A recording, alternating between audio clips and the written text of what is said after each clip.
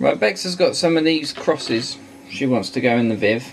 They're made from, again like the inside, they're made from a bit of polystyrene cut into the right shape, a couple of layers of grout over the top, and then they've been painted up like this. She got some of these pebbles that she got from a DIY store that she just stuck on with some silicone. So I'll show you how I make it go from this, which is it all painted black, to that. So here we go. First off, you get your cross like that, that's all black, and we need, I'm using some model paints here, but any grey paint will do. Just get some grey paint. And paintbrush like that, with some void fat bristles, nice and soft, or relatively soft. Dip it in the grey. This is a technique called dry brushing. Get some on your brush like that, and then we want to, believe it or not, wipe most of that off. Hence the term dry brushing. So get it so most of the paint's off of the brush, like that. And we can get our skull and then just lightly drag the brush over. See now? The effect we're getting there? I got a bit too much paint on the brush, that's why you're getting the streaks, but here we go. Just keep working it. You'll know how much pressure to apply. Start lightly and then just apply more and more as you go along. There you go. It's starting to look like stone now.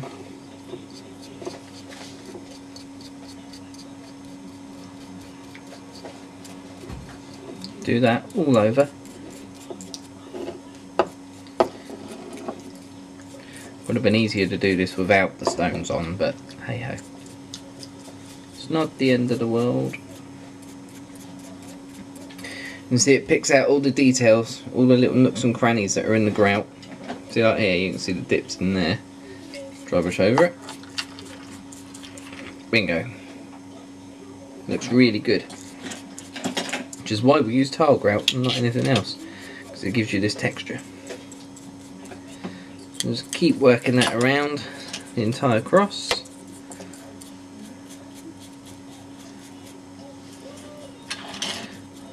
Something like this, I find it's a good effect if you work from the outside in the direction of your strokes. Obviously, to highlight a bit, you gotta go another direction sometimes, but drag it all towards the centre and you get a cool effect.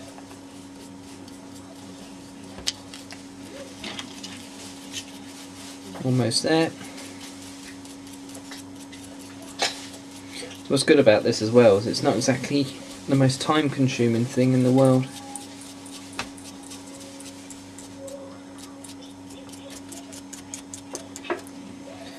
Okay, I've also got to do the edges in the back.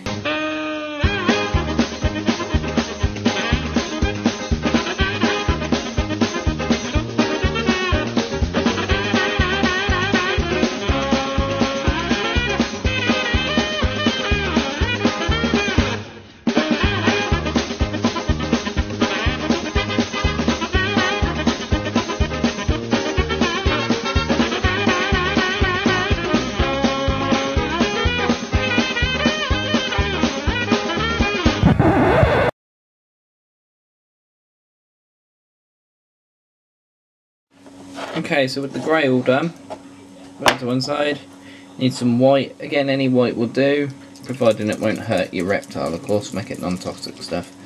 These are Games Workshop paints, they're meant for little lead figures, which I used to do when I was young. But anyway, white paint now, same procedure as before. Dip your brush in it.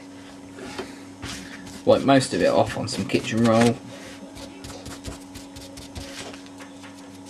Just it on your hand to make sure there's not a lot on there. As you can see, not much paint on there at all. Right, now go in even lighter this time. Less is more with the white. And I tend to just do the very edges like that, and then a very light dust over the centre.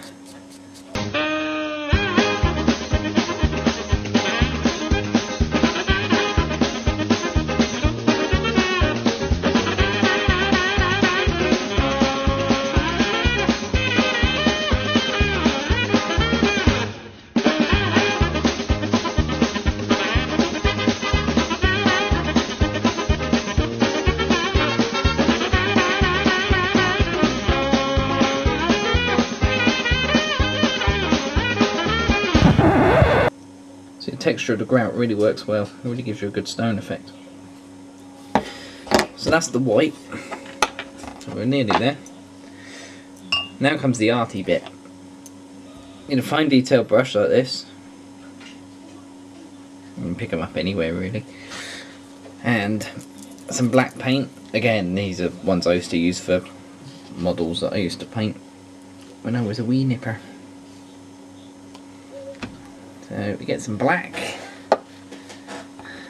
Dunkard brush in it. Now we're going to paint these cracks. See, look on here, just there.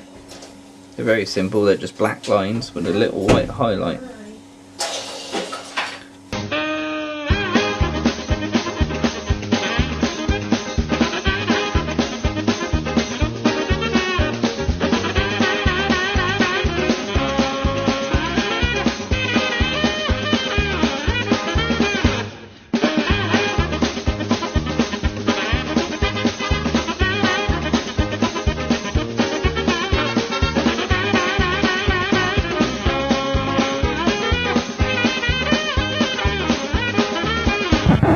Bit, you now need to highlight the edges of those cracks you just painted with some white. And this is where thinking about it creates the effect. Remember where your light source is coming from. So in a Viv, of course, the heat lamp or whatever will be in the roof. So the light source is coming from the top. So for instance, this one, if the light source is coming from the top, then we're going to have to highlight the edge of this little triangle broken bit. So just a white line, like that, easy peasy. So again, light source is coming from above, so this edge here will be the lit up one, and again there on here, there on this one.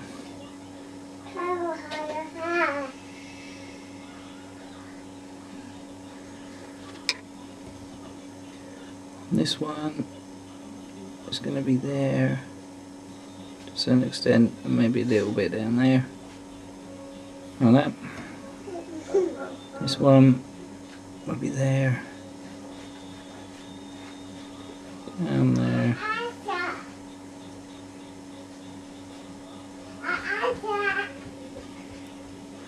There you go. Sorted, innit?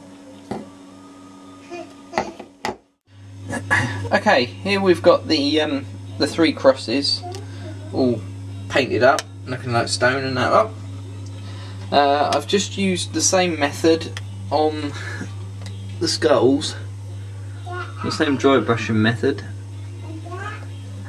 on a bit of there and the other skull. And that's the end result you get. It's a bit glary from that UV. I don't know if I turn it off you can see it anymore. Well, you can kind of see it. There you go. That's the effect you get. So that dry brushing is a bit time consuming, but the final result is really good, as you can see.